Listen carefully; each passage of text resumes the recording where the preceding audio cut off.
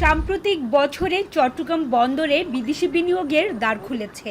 লালদিয়াচরে container terminal নির্মাণে ডেনমার্কের এপিমুলার এবং পতেঙ্গায় বে টার্মিনাল নির্মাণে বিনিয়োগ করছে বিশ্বসেরা পিএসএ সিঙ্গাপুর ও দুবাইয়ের ডিপি ওয়ার্ল্ডের মতো স্বনামধন্য টার্মিনাল অপারেটররা।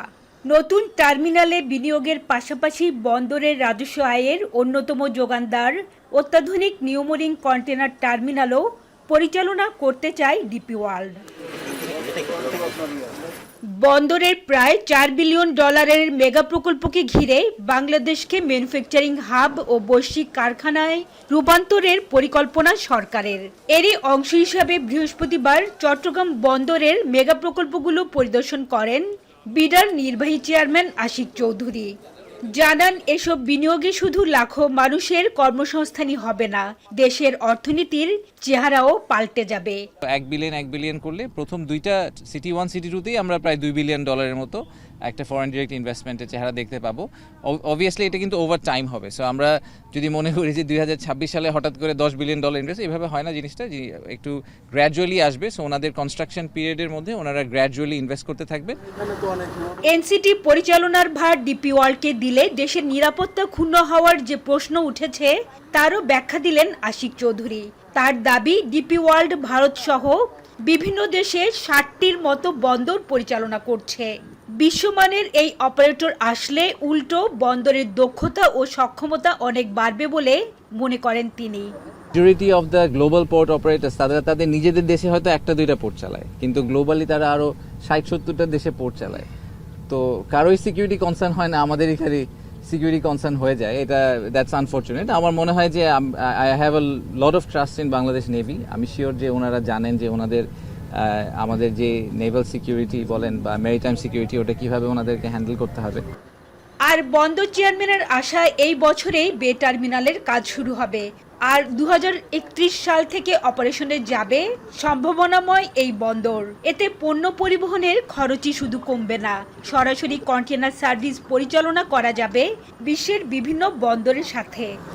তো 13 মিটারের জাহাজ আসলে পরে এখন যেই জাহাজগুলো আসে তার প্রায় 3-4 গুণ একটা জাহাজই নিতে পারবে।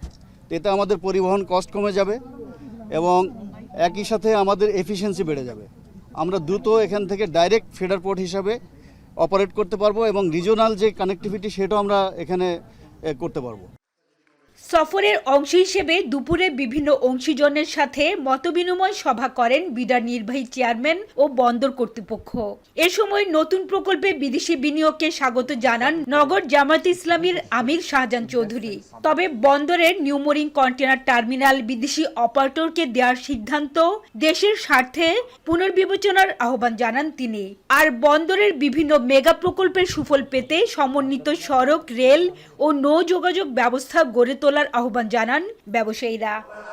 আমরা অবশ্যই ইনভেস্টমেন্ট চাই, তবে অতীতের এই সমস্ত বিষয়গুলো চিন্তা করে চট্টগ্রাম পোর্টের টোটাল স্বার্থ রক্ষা করে বিদেশে আরো পোর্ট করার জন্য যা যা করা দরকার এই ব্যাপারে আমরা সর্বাত্মক সহযোগিতা করব। পোর্টের আমাদের আরো কমাতে হবে, কাস্টমসেও আমাদের তাড়াতাড়ি ডেলিভারির ব্যবস্থা করতে হবে। চট্টগ্রাম সফরের শেষ বিকেলে নগরের সার্কিট হাউজে প্রেস ব্রিফিংয়ে আশিক চৌধুরী আশ্বস্ত করেন, বিদেশি অপারেটর নিয়োগ হলে শ্রমিকদের চাকরি ও অধিকারের বিষয়টি নিশ্চিত করা হবে। একই সঙ্গে বিদেশি অপারেটর নিয়োগ হলে বন্দরের মাঠ পর্যায়ের দুর্নীতি বা আমলাতান্ত্রিক জটিলতা অনেক কমে যাওয়ার সম্ভাবনা তৈরি হবে। যখন একটা ওয়ার্ল্ডের one of the best operators port operator যখন বাংলাদেশে এসে অপারেট করা শুরু করবে, তখন তার নিজের রেপুটেশনের জন্য সেইগুলো বন্ধ করার চেষ্টা করা শুরু করবে। ঠিক আছে, সো ইকোসিস্টেমটা আস্তে আস্তে ইমপ্রুভ করবে। এটা ওভারনাইট ঠিক হবে না। জমি সংক্রান্ত সমস্যা দূর করা গেলেও ইউটিলিটি ও অবকাঠামোগত সুবিধা নিশ্চিত করা একটি বড় চ্যালেঞ্জ রয়ে গেছে বলে জানান বিডার শীর্ষ এই কর্মকর্তা। স্পেশাল ইকোনমিক জোন মিরসরাইতে হাজারের শিউলি, এখন চট্টগ্রাম।